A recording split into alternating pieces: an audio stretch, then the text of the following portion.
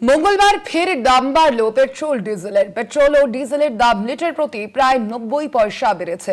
আমরা দেখেছি বেশ কয়েকদিন আগেই, প্রায় 5 দিন আগেই কিন্তু এই পেট্রোল ডিজেলের দাম বেড়েছিল এবং মূলত পশ্চিম এশিয়ায় যে বর্তমানে যে সংঘাতের পরিস্থিতি রয়েছে এবং সেই পরিস্থিতির মধ্যেই কিন্তু জ্বালানি সংকট সৃষ্টি হয়েছে বিশ্বজুড়ে, এবং যার দরুন এই পেট্রোল এবং ডিজেলের দাম ক্রমশই বাড়ছে। মঙ্গলবার ফের দাম বাড়ল পেট্রোল ও ডিজেলের দাম লিটার প্রতি প্রায় 90 পয়সা বেড়েছে। 5 দিনের মধ্যেই দ্বিতীয়বার জ্বালানির দাম বৃদ্ধি পাওয়াতে সমস্যায় পড়েছেন সাধারণ মানুষ। পেট্রোল ও ডিজেলের দাম বৃদ্ধি পাওয়ায় পেট্রোল পাম্পগুলিতেও কিন্তু ইতিমধ্যেই ভিড়ও কমেছে গ্রাহকদের।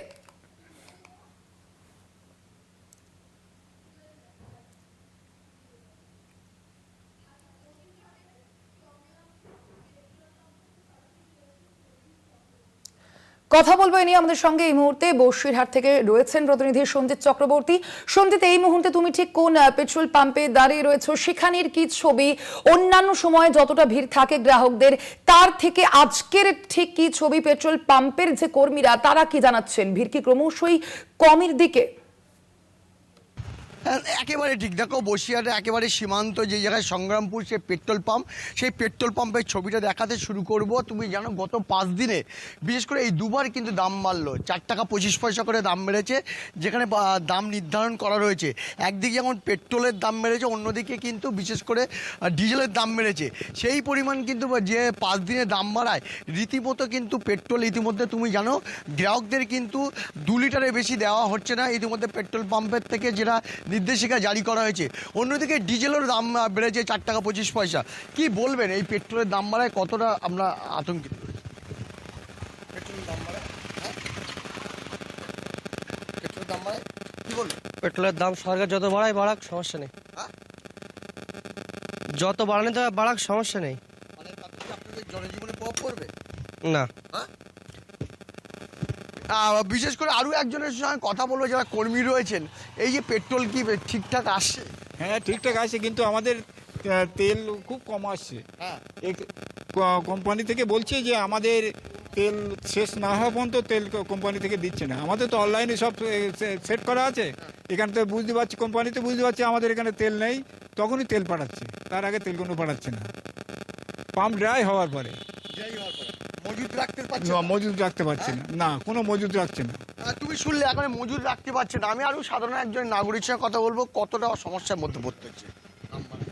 ফুল করে দাও। কি সমস্যা? কোনো সমস্যা নেই, যা পারে করো, যা ইচ্ছা করো, কোনো সমস্যা নেই।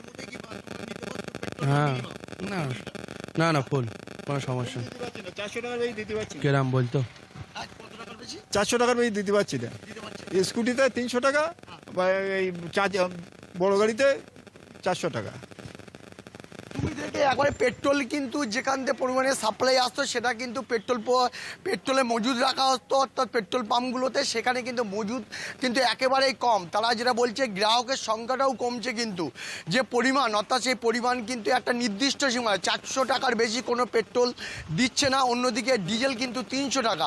সব মিলে কিন্তু তারা রীতিমতো কিন্তু তারা যে যত সময় যাচ্ছে পেট্রোলের দাম বাড়লেও কিন্তু গ্রাহকরা কমছে, এবং পেট্রোলের পরিমাণটা যে সরকার নির্ধারিত করে দিয়েছে যে 2 লিটারের বেশি পেট্রোল ভরতে পারবে না, সেই নির্দেশ মেনে কিন্তু পেট্রোল পাম্পের যারা কর্মী আছে, মালিক আছে, তারা কিন্তু সেই নির্দেশিকা মেনে তারা কিন্তু গ্রাহকরা আসছে, সেই তাদের পেট্রোল দিচ্ছে। সব মিলিয়ে তুমি জানো হরমুজ প্রণালীর তেল বন্ধ হওয়া, বিশেষ করে ইরান আমেরিকার যুদ্ধ, পশ্চিম এশিয়ার যুদ্ধের প্রভাব এবার যে দক্ষিণ এশিয়া, বিশেষ করে এশিয়া মহাদেশে পড়েছে, তা কিন্তু এই পেট্রোলের পরিমাণ কমে যাওয়া, মজুদ কমে যাওয়া নিয়ে কিন্তু তারাই নিজে পেট্রোল পাম্পের যা কর্মী আছেন তারা কিন্তু এক কথায় তারা স্বীকার করে নিচ্ছেন। সময় যত যাচ্ছে এই জ্বালানি সংকট কিন্তু অনেকটা সমস্যায় ফেলবে সাধারণ নাগরিকদের, তা আজকে তাদের এই ছবির মধ্যে কিন্তু উঠে আসছে। স্বর্ণালী, একেবারেই ধন্যবাদ তোমায়। আমরা কথা বলছিলাম, আমাদের সঙ্গে সরাসরি ছিলেন প্রতিনিধি সঞ্জিত চক্রবর্তী।